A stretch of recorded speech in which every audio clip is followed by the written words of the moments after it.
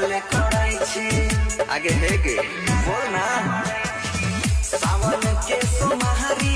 जल ढारी के कराले कराई छी रही के उपहास आस भोला बाबा पधराई छी की बात छे गे सावन के सोमहारी जल ढारी दुल्हाल करै छी अच्छा सावन के सोमहारी जल कराले कराई छी आगे है गे बोल ना सावन के सोमहारी जल ढारी के कराले कराई छी रही के उपहास आस भोला बाबा पधराई छी की बात छे गे